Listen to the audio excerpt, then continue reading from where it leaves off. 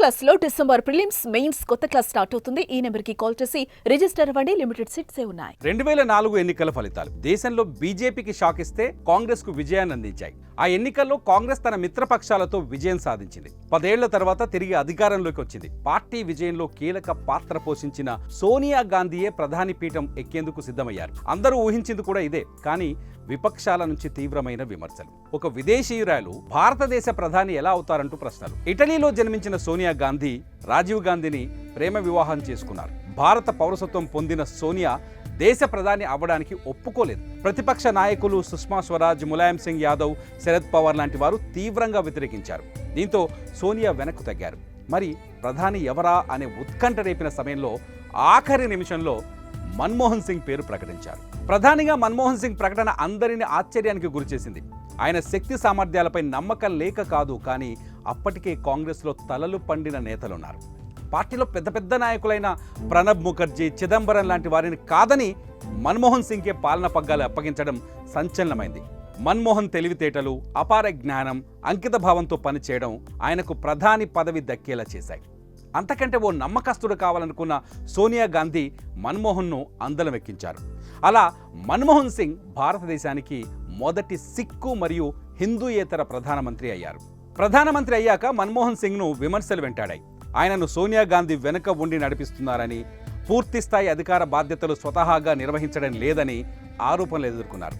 వాటికి మౌనమే సమాధానమంటూ ముందుకు సాగి దేశ భవిష్యత్తు, ప్రజల కోసం ఎన్నో సాహసోపేతాల నిర్ణయాలు తీసుకున్నారు మన్మోహన్ సింగ్.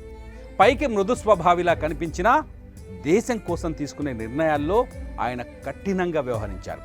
ప్రధానిగా ఉన్న తొలి 5 ఏళ్ల కాలంలో మన్మోహన్ సింగ్ సాధించిన అతిపెద్ద విజయం అమెరికాతో అణు సాంకేతిక పరిజ్ఞానానికి సంబంధించిన చారిత్రాత్మక ఒప్పందం కుదుర్చుకోవడం.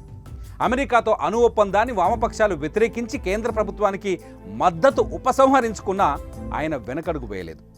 భారతదేశం ప్రపంచ అణు మార్కెట్లోకి ప్రవేశించడానికి, ఇంధన సంక్షోభాన్ని అధిగమించడానికి ఈ ఒప్పందం దోహదపడింది. ఇప్పుడు దేశవ్యాప్తంగా పేద ప్రజల ఆకలిని తీరుస్తున్న మహాత్మా గాంధీ జాతీయ గ్రామీణ ఉపాధి హామీ చట్టాన్ని కూడా తీసుకొచ్చింది మన్మోహన్ సింగ్. 2005లో ప్రవేశపెట్టిన ఈ పథకం పేద ప్రజల కడుపు నింపింది, వారిని ఆర్థికంగా నిలదొక్కునేలా చేసింది.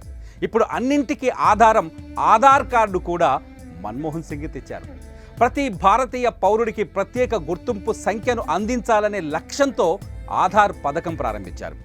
జాతీయ ఆహార భద్రతా చట్టం 2013ని తీసుకొచ్చారు. మన్మోహన్ సింగ్ ప్రభుత్వం ఉచిత నిర్బంధ విద్య కోసం బాలల హక్కు చట్టాన్ని అమలు చేసింది. రోడ్లు, విద్యుత్, నీటి సౌకర్యాలకు ప్రాధాన్యతనిస్తూ గ్రామీణ ప్రాంతాల్లో మౌలిక సదుపాయాల అభివృద్ధికి మన్మోహన్ సింగ్ భారత్ నిర్మాణ్ యోజనను ప్రారంభించారు. జననీ సురక్ష యోజన, జాతీయ గ్రామీణ ఆరోగ్య మిషన్ వంటి పథకాలను తీసుకొచ్చారు. ఆయన హయాంలో అధిక ఆర్థిక వృద్ధి రేటును నమోదు చేసింది భారతదేశం. భారతదేశ జీడిపి వృద్ధి రేటు 2004-2008 మధ్య 8% కంటే ఎక్కువగా నమోదైంది. హంగు ఆర్భాటాలకు దూరంగా ఉంటూ, విమర్శలకు మౌనంతోనే సమాధానమిస్తూ దేశాభివృద్ధికి చేసిన సేవను ఈ దేశం, ఈ మట్టి ఎప్పటికీ మర్చిపోదు.